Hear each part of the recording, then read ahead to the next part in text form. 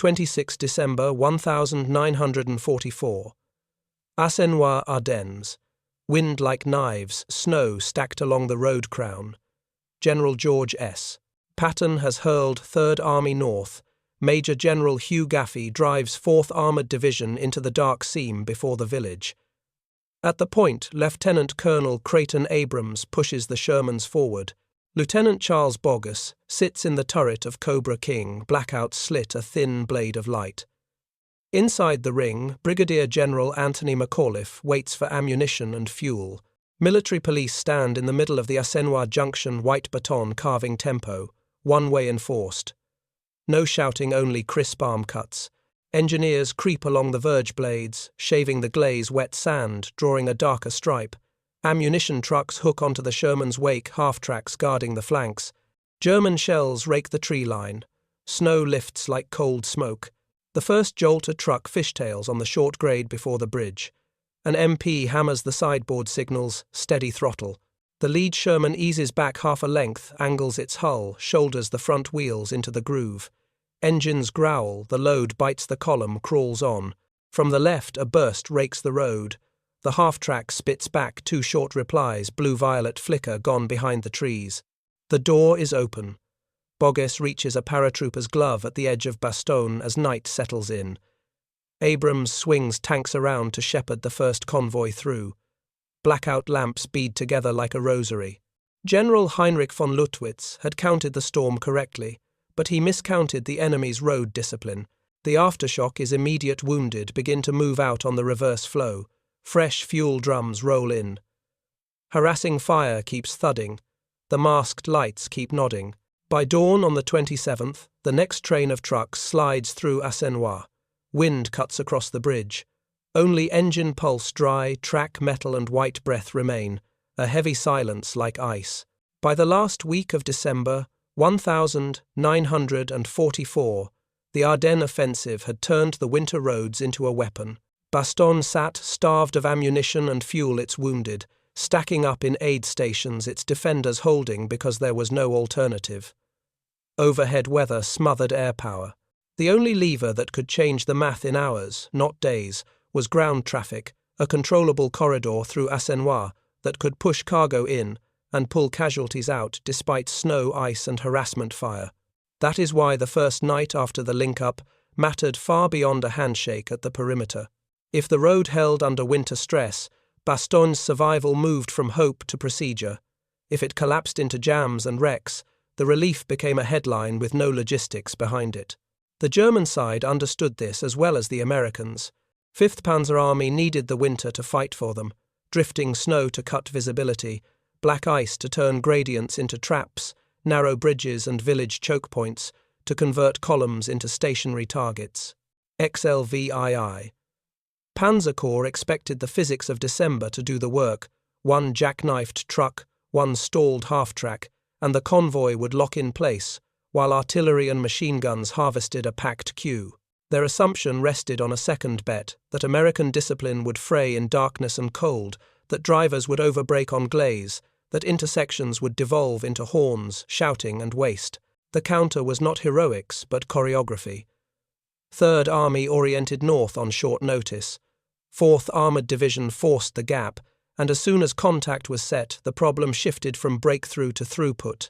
Military police imposed one-way flow through Assenois and held it without theatrics, batons, shielded lamps, fixed hand signals. Engineers treated the road as a machine blades, shaving the crown wet sand for friction brush, and trees cut back tight to reduce ambush angles and provide recovery room. Lead Shermans and half-tracks acted as moving armour and tow power, nudging, pulling, and if necessary shoving a disabled vehicle out of lane within minutes. Loads were prioritised in order that matched the fight ammunition, fuel, medical. Speeds and intervals were set, radio nets stayed terse, no improvisation at junctions. For the Americans, the fear was simple and physical. Every driver knew a fishtail on a short rise could cascade to a pile-up. Every pause on an exposed stretch invited a registration of artillery. Fatigue made hands, clumsy breathers iced and engines balky. Yet the method reduced the number of decisions each person had to make.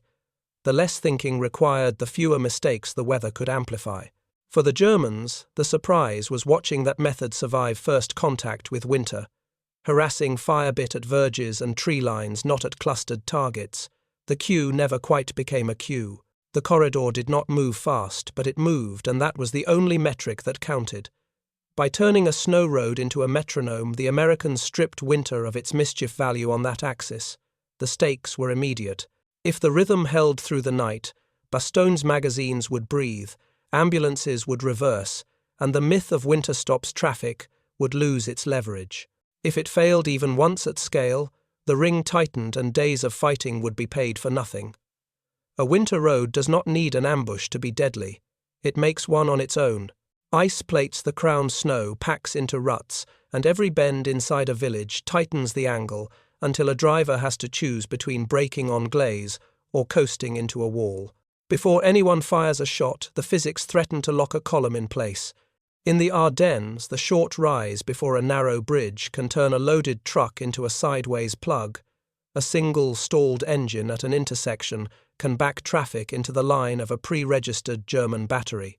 Night strips depth from the scene. Blackout lamps cut slits into the dark that do not light anything so much as mark a shape for the man behind. Without discipline at the junction, the road becomes a queue, and a queue in December is a target farm. The answer did not look like bravado. It looked like choreography. Military police at Assenois took the chaos out of drivers' hands and replaced it with a single-language baton arcs and shielded lamps, always in the same cadence, always the same meaning. One-way enforced no negotiations in the intersection. Engineers treated the road like a balky machine. Blades shaved the gloss off the crown, throwing a coarse windrow to the ditch. Wet sand went down in a darker stripe so every driver had a tactile rail to ride. Brush and saplings at the verge were cut back tight, both to kill hiding places and to create shoulder width, where a stuck vehicle could be muscled aside without stopping the world. Shermans and halftracks did not sit rearward as reserves. They worked the head and the flanks like tugboats. On the short grades, a tank's hull would angle across just enough to pinch a truck's front wheels into the groove, then lean on it with tone rather than force until the tires found bite. Cables came out fast, not to tow a crippled load for miles, but to yank it offline and give the lane back to the convoy. If a truck died outright, it was shoved out and left for daylight. The rule was to restore flow first and fix the dead later. The radio nets were spare. A few words to mark a hiccup, the rest by gesture. No local debates about who went first or whether a driver could make it. The baton decided. The column obeyed. The German threats were designed for a world where the column stood still. Artillery had registration on the bridge and the T-junction. Heavy machine guns were set in the tree line to rake a massed block of vehicles. Small teams with Panzerfaust waited for the moment the convoy lost momentum and bunched along the verge. Mines under snow did their best work when the first blast froze a row of drivers into indecision. Against a moving ribbon, these tools became harassment. Bursts chewed bark and threw white spume across the ditch. Shells cut pits out of the shoulder. The convoy absorbed the noise and kept its intervals, because no one at the front invented a new plan on the spot. Inside the cabs, the details were physical. Gloves were stiff and damp at the fingertips. The gear lever needed a deliberate pull as lubricants thickened. Breath fogged inside scarves and made eyes sting. The rule set removed choices that fatigue would spoil. Hold steady throttle. Keep your nose on the dark stripe. Read the baton, not the road. On a grade, wait for the tank to square you into the rut before climbing. Do not brake hard on ice. Let the truck walk. If you slide counter only enough to straighten into the groove. If the man ahead faltered, do not crowd. Your job is interval, not heroics. The night produced its near failures. A truck took the bend into Assenois, too shallow, and drifted toward the stone corner. The half-track behind clipped the bumper with a short, practiced shove and rocked it back into line. A burst from the left chewed into the lane, and the lead Sherman answered with two curt flashes, not to win a firefight, but to carve 2 seconds of attention while the convoy slipped past the slice of road exposed to the gun. A cable came out for a load that stalled mid-slope. 30 seconds of whining metal, another 30, to roll the carcass off the travelled way, and the lane was a lane again. The column's heartbeat slowed in these moments, but never flatlined. The critical thing was that nobody tried to solve the whole war at once. Each micro-crisis had a pre-written script, with a short cast, the MP's arm, the engineer's blade, the tank's shoulder, the driver's foot. What looked like small tools carried disproportionate weight. A blade and a sand truck cannot change weather, but they can change the coefficient of friction by just enough that a 6-ton load will climb a hill without a second attempt. Cutting back the verge by a yard does not make a road wider for comfort. It creates a recovery lane that keeps the main flow emotionally narrow and functionally resilient. The tank at the point is not there to duel. It is there because its torque and mass buy minutes that trucks cannot buy for themselves. The discipline of one-way flow looks fussy until a single oncoming vehicle jams the throat and proves why two-way comfort in a village is a luxury the night cannot afford. If the Germans had gotten what they wanted, they would have seen a column freeze under the first accurate bracket, drivers crouched behind wheels as the queue went static, wrecks turning into barricades one after another. Instead, they watched motion continue at a speed too slow to impress and too steady to stop. The convoy did not need to be fast. It needed to be inevitable. The first night's pattern repeated, because the pattern was designed to repeat. A second train went through before dawn using the same baton cuts, the same sand stripe, the same shoulder shoves. Ambulances came back along the reverse, not hunting for permission, but riding the cycle that already existed. The road did not become safe. It became predictable, and predictability beats fear. The physics did not change. Ice remained ice. The temperature stayed hostile. What changed was the number of decisions a tired human could be forced to make on that surface. Cut decisions down, and the winter runs out of tricks. The enemy can spend ammunition and courage.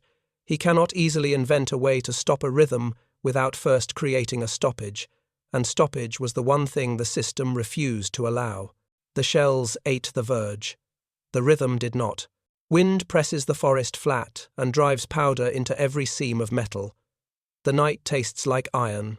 On the edge of Assenois, a German forward observer lies among roots glazed with frost ear to a field telephone eyes trained on the bend, where the American column must choose between breaking on ice or sliding into the stone corner. He knows how this is supposed to go. The winter does most of the killing. Let one truck fishtail on the short grade before the bridge, let a half-track stop across the lane, then call the guns on the fixed coordinates, and watch the queue turn into stationary prey.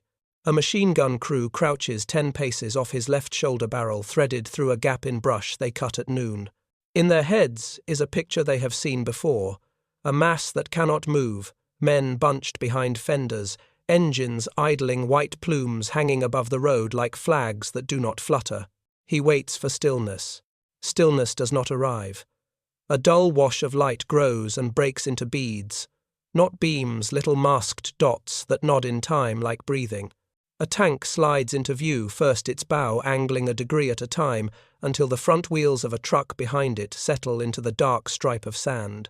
The machine gunner fingers the trigger when the truck yaw arcs toward the house wall, but a half-track kisses the bumper, a shove like a cough, and the vehicle straightens without stopping.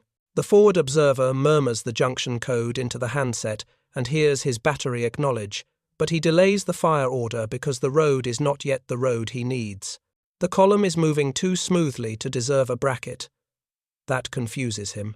50 yards away, a military policeman stands in the center of the intersection, with his scarf pulled high and his baton held like a conductor's wand. He is not talking, he is not looking at faces, he is looking at intervals. The baton carves a simple grammar raise, cut, sweep, left, point, hold. The drivers have been told all day what each motion means. They watch the stick, not the junction. Behind the MP, an engineer team works the edge of the road with a short-bladed plough rigged to a truck that was never designed to carry one. The blade scrapes the gloss off the crown and leaves a broken texture. A second truck breathes a lane of wet sand that darkens the snow by a shade turning line into rail. Their breath hangs white. Their eyebrows are salted. Inside the lead, Sherman Lieutenant Charles Bogues keeps his eyes level with the combing and watches the MP's wrist. On the net, the voice of Lieutenant Colonel Creighton Abrams is dry and short. Hold interval. Lead set the wheel. No stops on the bridge. Nothing heroics about it. The loader's breath is a fog in the turret. The gunner taps the elevation wheel when a muzzle flash jumps in the trees, and the tank replies with 2 quick shots that are more punctuation than duel. 2 seconds of attention, purchased for the convoy to slip past the slice of road that is watched by the German gun. The commander does not look left to see whether anyone fell. He is looking at the baton. In a truck, 3 vehicles back, a driver named to nobody, but his crew squeezes the wheel through gloves that have gone stiff at the fingertips. The gear lever is a reluctant bar. Oil is thick, and every shift is a small argument. He holds steady throttle because he has been told to hold steady throttle. The windshield slits are narrow. He cannot see the road so much as trust the stripe and the motion of the baton. He has the memory of a sergeant's hand banging his door an hour ago, and the words that were not words so much as rhythm: keep, speed, stay off the brake, let the tank square you up before the grade, do not think. He hears a series of soft metallic knocks as chains strike a fender, and realizes the half-track to his right has eased forward to shadow his blind side. The German machine gun finally barks. The bursts rake low and throw white smoke off the verge. The forward observer hears the battery fire and counts. Impact comes long. The first shell bites into the ditch and throws a fan of black snow. The second walks closer, but the road never becomes the road he ordered. It remains a ribbon with spaces never a mass. The gun crew shifts, aim, and punishes the shoulder. The forward observer lies very still. He listens for the thing he needs to hear. Engines throttling down into a flat collective, idling as drivers stall themselves into survival, but the engines rise and fall like someone practicing scales. The baton keeps moving. It unasks questions before they form. At the short grade before the bridge, a truck loses purchase. The rear wanders. The driver breathes out and does not brake. The tank ahead of him drops back a half length, angles its hull, and shoulders the truck's front wheels into the groove. A cable comes off a roller and hooks the line, drawing tight with a whining note that climbs into pain, then falls away as the load finds bite. 30 seconds. The lane is the lane again. The MP does not look at the faces in the windshields when he cracks his baton left and chops down. He looks at the gap he wants and takes it. The forward observer gives the correction and hears the guns snap into a new rhythm. The third bracket detonates in the field beyond the road. The shock thuds under his ribs. The observer mouths a curse at cold mathematics. He has trained himself to wait for a shape of battle, not shoot at weather. He knows the doctrine: make the enemy stop, then kill him. The enemy refuses to stop. He passes the word back toward the company line, a low sentence that is not panic and is not pride. They are moving. We need them to stand, and they will not. He calls for shorter, meaner intervals of machine gun fire to cut single targets and kill only noise. Inside the convoy, the method continues to replace courage. A half-track pushes a truck's hind corner 3 inches to keep it out of a wall.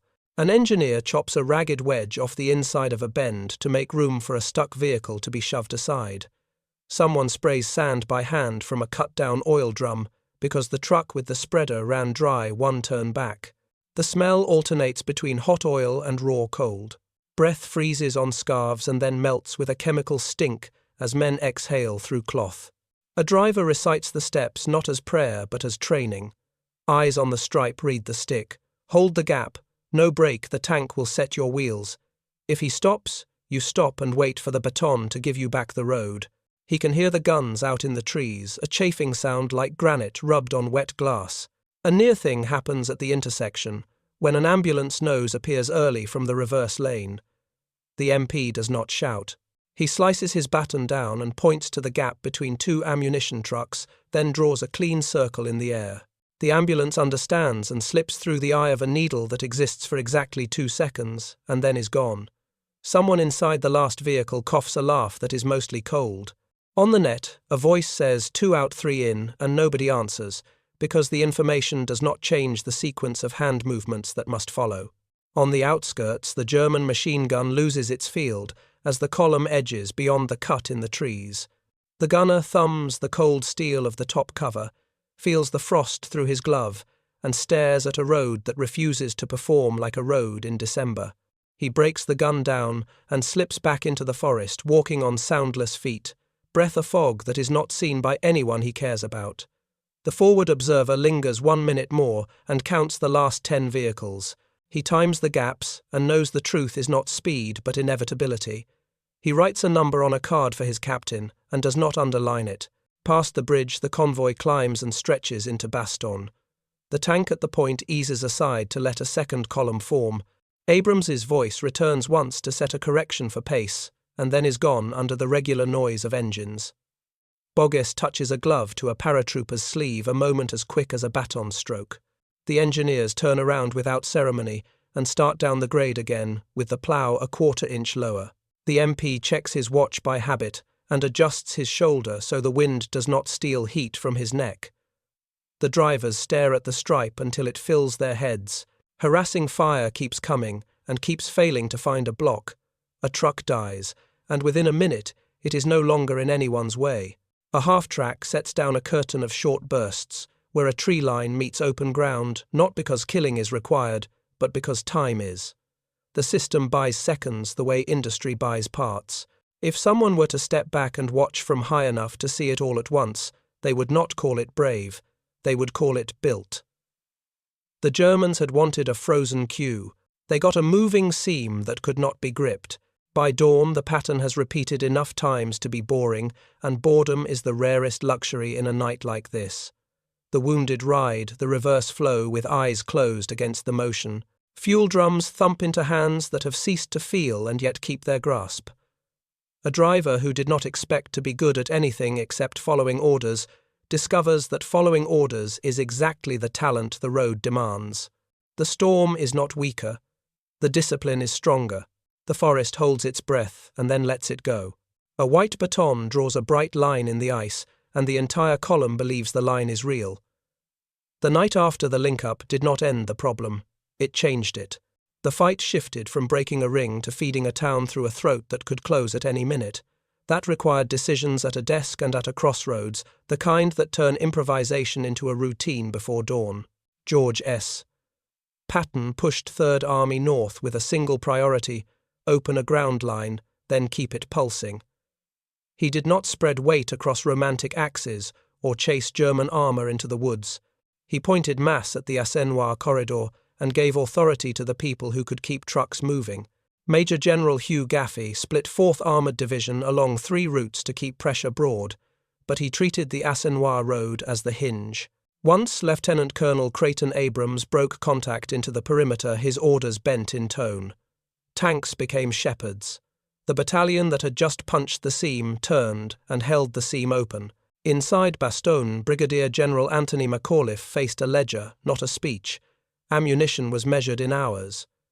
Fuel was a question mark on the far side of a snow road. The wounded were a moral and tactical tax that could not wait for weather to clear. He set the order of movement in plain language: ammunition first, then fuel, medical supplies with priority, and reverse flow for ambulances as soon as the lane allowed. No one would argue mission importance at a junction at 2 a.m. The priority was set once and carried by every driver. Military police made that priority real. The man with the white baton at the Assenois junction did not represent an administrative function. He embodied the chain of command in the 10 meters that decide whether a convoy lives. He had the power to stop a tank, to move a fuel truck, and he used it without checking in with a map tent. In daylight, that might look small. In the dark, it was the difference between a system and an accident. His authority was reinforced by a simple rule: one way through the village, no exceptions. 2 directions on a village street meant debate, and debate is a pause, and a pause in December is a target. Engineers turned policy into traction. They were not given a list of equipment. They were told to make the road passable. If that meant bolting a short blade to a 2.5-ton truck, they did it. If that meant cutting saplings and brush to the stump with axes to carve an emergency shoulder, they did it. Communications zone pushed forward sand, salt, and the tools to throw them. The engineers worked in loops. Clear the crown. Lay a lane of wet sand that a driver could feel through the wheel. Mark the worst spots with stakes so rescue could return in daylight. If the spreader ran dry, men with shovels walked next to the wheels and fed the road by hand. Abrams rewrote how his tanks would earn their keep for the next 12 hours. A Sherman at the point looked like a weapon, but it acted like a toe and a wedge. On a glaze, it set the wheel for the truck behind it, angling its hull until the tires found the groove. It gave up speed for control. If a load stalled on a grade, the cable came out not to court a heroic pull but to get the dead weight off the lane within a minute. That within a minute was not a flourish, it was a threshold. 2 minutes of blockage in the wrong space, and the Patton collapsed backward 10 vehicles. A crew that understood this used the tank's mass in taps, nudges, and shoulder checks that a textbook would ignore, but a winter road respected. The system hardened into a standard operating procedure, because the people in it wrote the standard as they went. After action reports at Third Army, did not wait for a week and a binder. A lieutenant who saw a near miss on the short rise before the bridge repeated the fix on the radio. The next convoy used it as if it had been law for months. The language became stripped of narrative. One way. Hold interval. No stops on the bridge. Cable out 30 seconds. Tank set the wheel. If a truck died, push it into the new shoulder and mark it for daylight recovery. Each rule removed a decision that cold and fear would corrupt. Logistics made these choices possible. The truck that died could be sacrificed to save the flow because there were more trucks. A replacement could be drawn from a layer back. Cables, shackles, and blocks were not rare items that needed signatures. They were on hand and expected to be used. The same depth applied to people. If a driver shook out and lost the touch, he could be swapped with the man in a lighter vehicle, and the convoy would not lose its spacing. No one drew lines around a particular vehicle as irreplaceable. The goal was not to preserve things, but to preserve motion. The German side could not answer in kind. Their plan required the convoy to stop long enough for artillery to catch and for machine guns to rake a pile of metal. Against a column that refused to become a pile, their fires took small bites. Ammunition was not infinite. Batteries needed to decide which of several junctions deserved their last box. Infantry teams that lived on the nerve to close to Panzerfaust range needed more than luck. They needed 30 seconds of immobility along the verge. A system that stripped those seconds left the team with noise and risk but little payoff. Losing one experienced team to a flinch on ice hurt more than the Americans losing a truck to a ditch. Doctrine mattered. German staff officers had grown comfortable with the idea that winter was an ally that would reduce an enemy's control. American officers wrote winter into the control loop. They insisted that the baton, the sand stripe, and the tug from the tank be treated as parts of the same machine. They did not romanticize the suffering. They counted the seconds and adjusted. When a specific turn proved to shave too close to a stone wall, an engineer team took the wall off the problem with saws and crowbars. When the first sequence of loads left a company in town with shells but no gasoline to move them, the order of march for the next run swapped a slice of ammunition for fuel. If a truck with medical supplies arrived without a window for the reverse lane to evacuate the wounded, the cycle was shifted by minutes so that the return made sense. This was not flair. It was the mentality of a factory floor where small timing errors across stations can kill an entire shift. The chain of command stayed short. A battalion commander in the lead could decide to turn his tanks around and act as guides without waiting for an argument in a rear headquarters. The MP at the junction could hold a general's jeep if the timing demanded it. McAuliffe made the priority list clear once and did not change it midstream.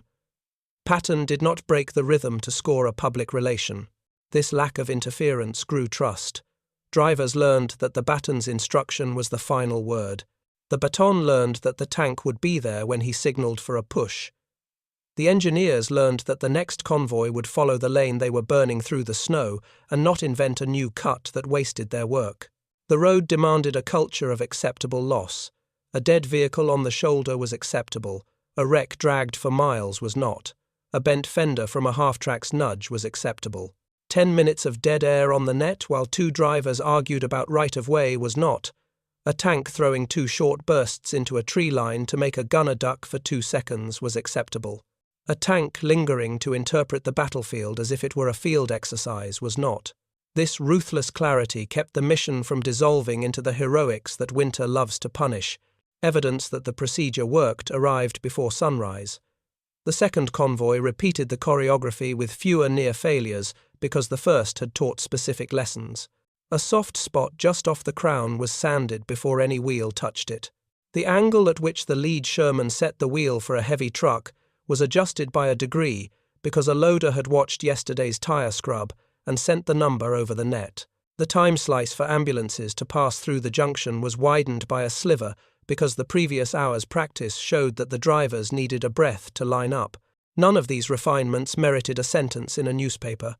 All of them saved minutes, and minutes were the currency that winter priced highest.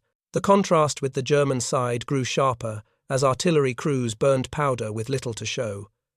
The tactic of registering junctions and waiting for the pile to form still had logic, but logic needs conditions. The conditions did not appear. Harassing fire cratered the shoulder, and men shoveled sand into the holes to keep the rail intact. Machine guns snapped when a truck's silhouette crossed a slice of road watched from the trees. The convoy slid past, scathed but intact, because the interval was kept and the drivers did not fight the wheel. After a few cycles, the teams in the woods learned what their forward observer had learned in the first hour: you cannot hold smoke. On paper, nothing in the American approach looked exceptional. The parts were familiar: traffic control engineer work, armoured escorts, logistics priorities. What changed was the willingness to treat those parts as a single instrument with a narrow purpose, and to let the men nearest the problem tune that instrument in real time. A culture that tolerates checklists and empowers the person with the checklist will beat weather more often than a culture that waits for a perfect plan. The men at Assenois did not worship their tools. They used them until they gave way, and when they gave way, they were replaced. That is why the night felt less like a victory and more like a shift worked to completion. By the end of the second day, the language of the corridor had settled into something that anyone could teach in 5 minutes. One way. Baton rules the lane. Tank sets the wheel. Cable out for 60 seconds, not longer. Cut back the verge wherever a truck died. Ammunition before fuel until the magazines breathe.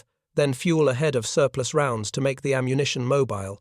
Reverse flow for wounded on the half hour. The men did not think this was sophisticated. They thought it was obvious. The value lay in the fact that it was enforced. The winter did not change its mind. The snow did not pity anyone. The enemy did not run out of anger.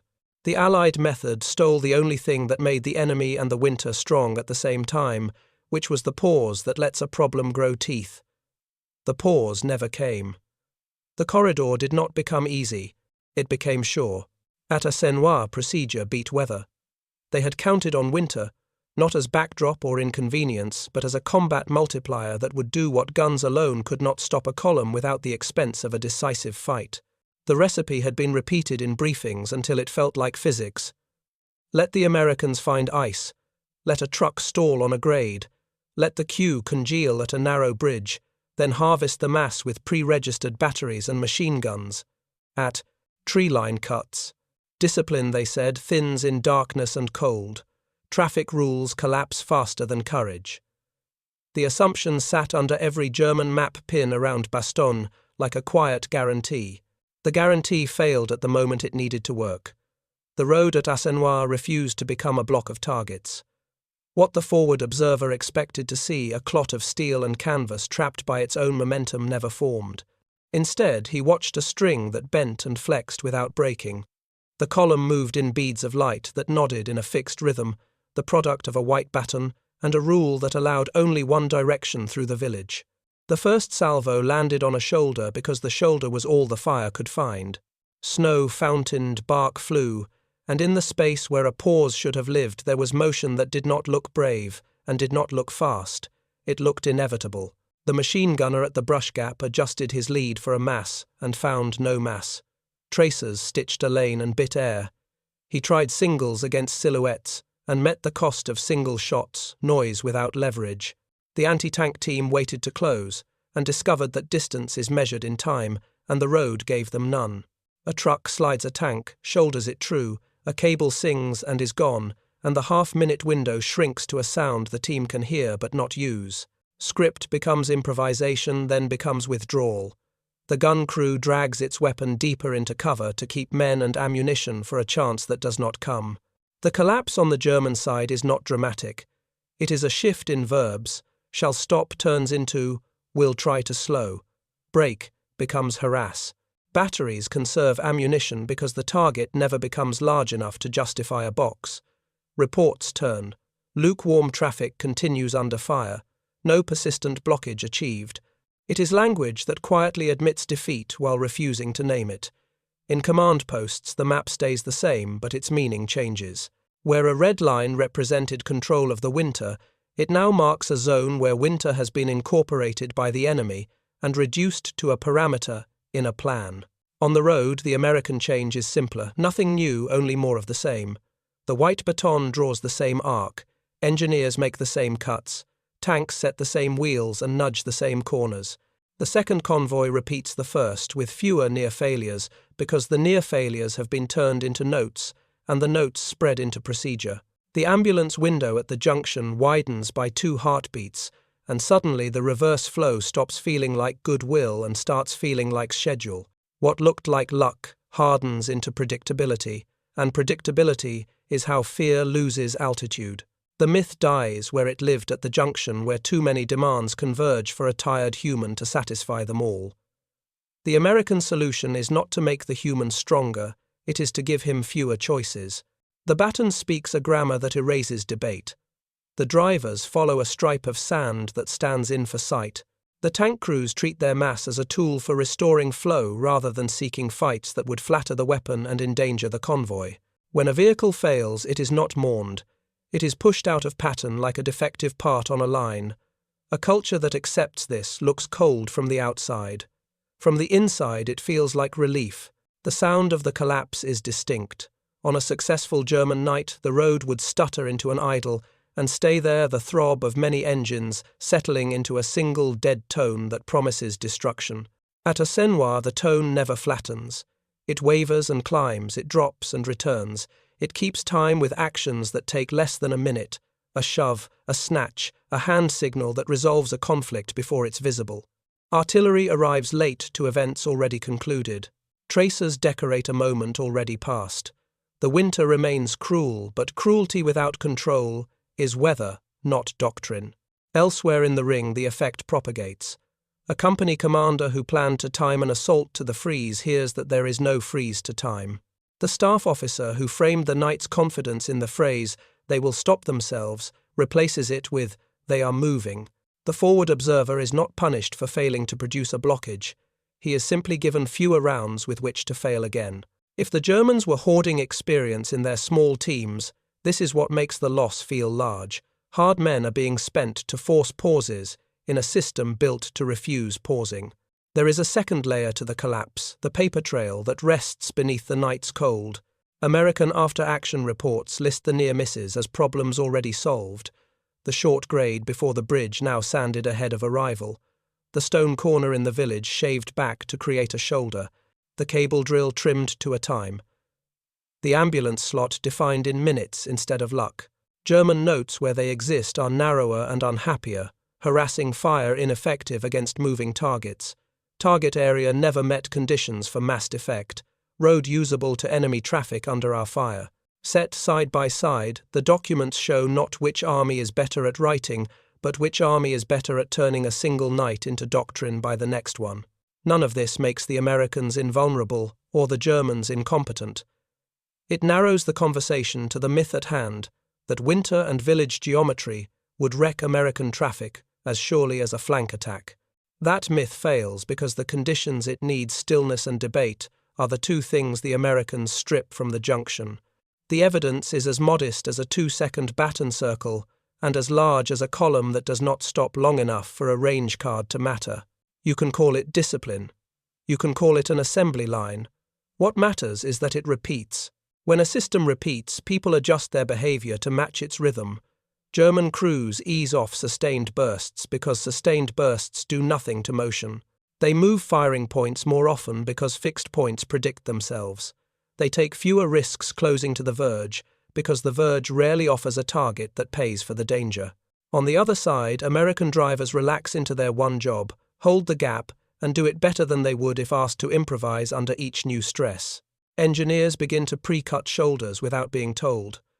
Tank commanders feel in the muscles of their machines exactly how much pressure it takes to square a truck's wheels without sending it sideways.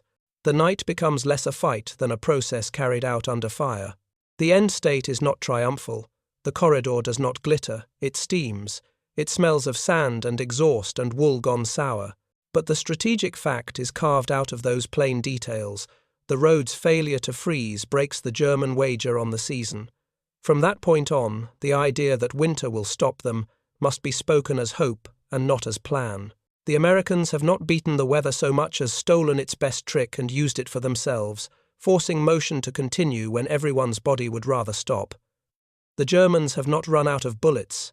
They have run out of the half-minute they need to make those bullets matter.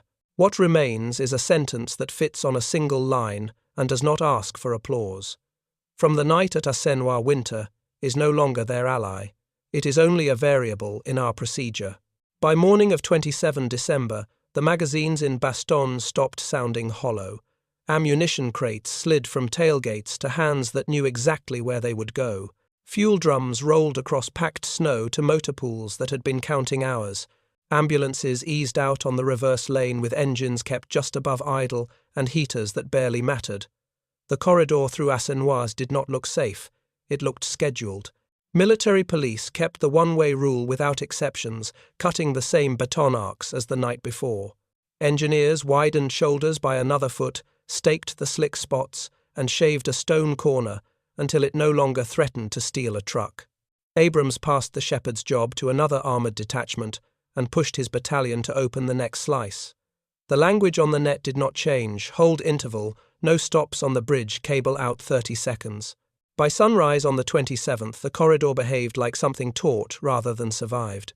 The second convoy moved with fewer hesitations because the first had already mapped the weak spots in sand and memory. Magazines inside Bastogne breathed.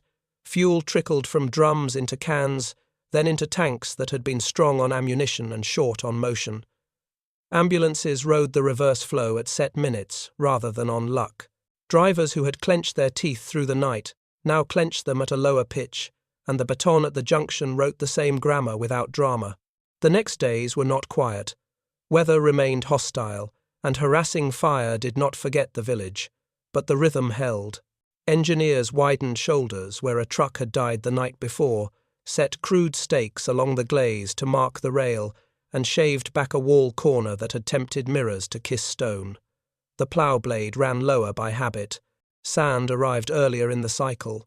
What had been improvisation hardened into a short list that any replacement could learn in 5 minutes, one way through the throat. Baton rules the lane.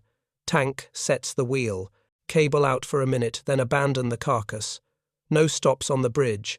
Reverse flow on the half-hour. The list did not look heroic on paper. Paper does not need to be impressed. Reports matched the scene. Unit diaries logged the near misses as solved problems. Traffic relatively free within specified hours. Wounded evacuated according to schedule. Stocks replenished to defined thresholds. A phrase repeated often enough to lose its edge, kept the road under fire, meant exactly what it said. Not safety, not comfort, simply function under pressure. The difference between under fire and not functioning is the difference between a town that can fight and a town that can only hope. Behavior changed on both sides. American crews treated the shove and the wheel set as ordinary duties. Drivers stopped looking for the road and started looking for the sand stripe and the baton, less sight, more instrument. Engineers no longer waited for permission to cut into a bank or a tree line if that bought a yard of rescue lane. Military police learned to ignore rank when rank threatened rhythm. On the German side, the machine guns shortened their bursts. The batteries rationed their boxes, and the small teams that had hoped for a frozen queue began to hunt single mistakes instead. The hunting was thin work. Mistakes existed as they always do, but the system was built to deny them the half-minute required to turn error into stoppage. The strategic effect remained narrow and decisive. Bastogne stopped starving for cadence. With a living corridor, commanders could plan beyond midnight. The psychological bet that winter would stop the enemy's traffic lost value. Once a myth fails in front of witnesses, it returns weaker, even when conditions look the same. Snow did not change. Confidence did. A road that runs under fire for 2 days teaches everyone which orders are real. The baton became a token of authority, the sand stripe, a promise, the tank's gentle nudge, a contract honoured in metal. The legacy of those hours was procedural more than glorious. The package that worked at Assenois, forced one way through a village armoured wheel setting, at grades 1-minute recovery drills, shoulders carved for sacrifice. Space migrated to other approaches, as weather continued to rule. The sky. Loads were reprioritized with a cold logic that aimed to turn ammunition into mobility. As soon as magazines breathed shells first until the guns stopped counting single digits, then fuel to move the guns, then what keeps men alive enough today? Use both. The people nearest the problem kept the right to adjust timing and detail without waiting for permission too far away to matter. Questions remain because they should. If the corridor had frozen for 10 minutes in the first hour, would the reverse flow for wounded have collapsed until daylight, with all the losses that implies? With the same ammunition, would the German side have bought more by forcing a single engineered stoppage than by scattering fire across multiple junctions? Does the procedure need an extra layer for the rarest threat, a burning vehicle on the bridge? Or does the existing package absorb even that with the same tools and the same minute hand? These are not complaints about the method. They are the maintenance the method demands. Nothing about the outcome suggests a grand turning of the campaign.